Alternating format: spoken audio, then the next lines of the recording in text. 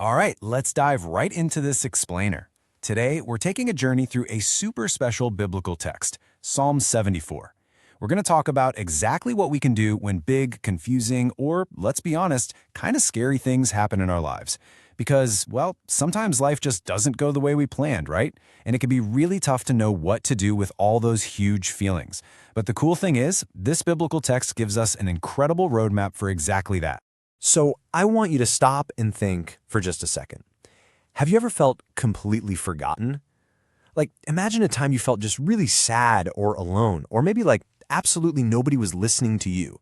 Maybe you were left out of a game at recess, or you were going through something super tough, and it just felt like nobody got it. Those are really big, heavy emotions, and guess what? The person who wrote this biblical text felt that exact same way. We definitely aren't alone in feeling like that. Listen to these words right at the very beginning of the chapter. Quote, "O God, why have you rejected us forever?" You can literally hear the raw sadness the writer is feeling here. He feels totally cast aside. Sometimes we think we always have to be happy and smiling when we pray, but this shows us something absolutely crucial. It's totally okay to ask him why when bad things happen. He's big enough to handle our biggest, most confusing feelings. And that brings us to section 1, when things go wrong. Let's look at the specific problem the writer is facing here. See, he isn't just having a normal bad day. Something terrible has happened to a place that meant everything to him. The text talks a lot about a sanctuary, so let's define that real quick. A sanctuary was a special dwelling place where God met with his people. It was this beautiful, safe place where they'd go to worship and feel close to him. Basically the most important building they had. But, as we're about to see, it wasn't safe anymore. The text tells us exactly what the enemies did to this incredible place. They came in swinging axes like they were just chopping down thickets of trees. They completely smashed all the beautiful, carefully carved paneling with hatchets. And then they burned the sanctuary to the ground, destroying every single place of worship in the land. I mean, imagine spending weeks building the absolute most epic Lego set, or like the coolest treehouse ever, and then someone comes along and just purposely smashes it to pieces to be mean. That awful, sinking feeling in your stomach, that is the exact devastation the writer is describing in this biblical text. And to make matters even worse, listen to this next part. We are given no signs. The writer feels totally confused and so lonely. The text says there are no prophets left, no messengers to tell them what's going on. Nobody has a clue how long this terrible situation is going to last. Have you ever had to wait for something in a pitch-black room, not knowing when the lights would finally come back on? That is exactly where the writer is right now, just waiting in the mess. But right out of that waiting, the writer bravely talks directly to him. He asks, "How long will the enemy mock you, God?" He wants to know why he's holding back his powerful right hand.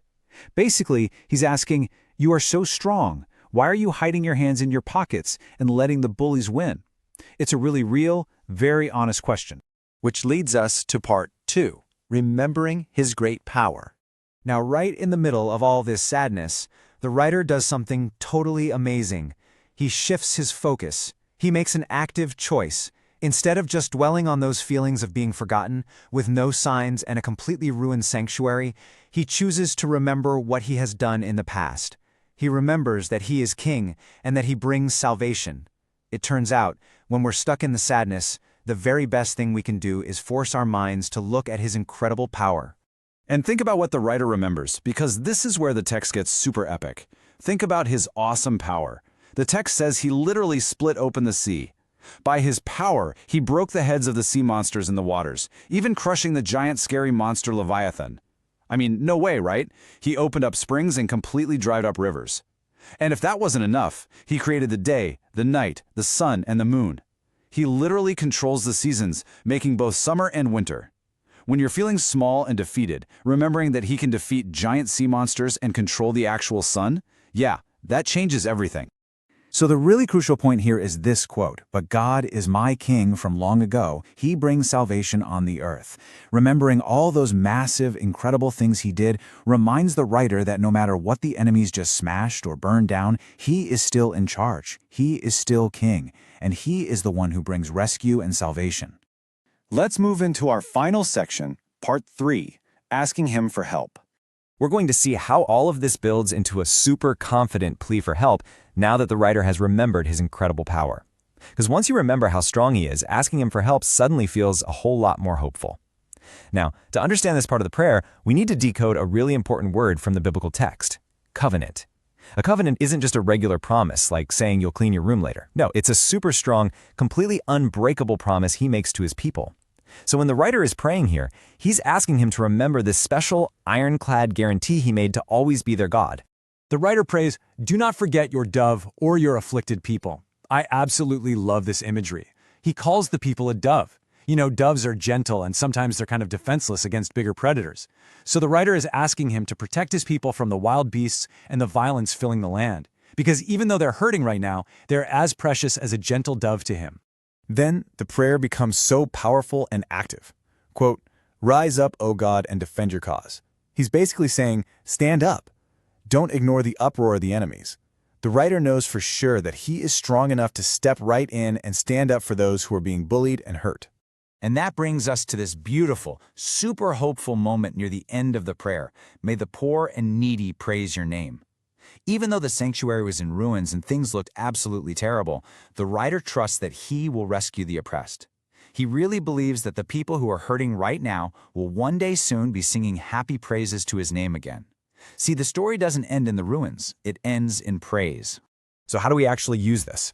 Well, I want to give you this easy, practical tool derived straight from the biblical text that you can use whenever you're going through a tough time.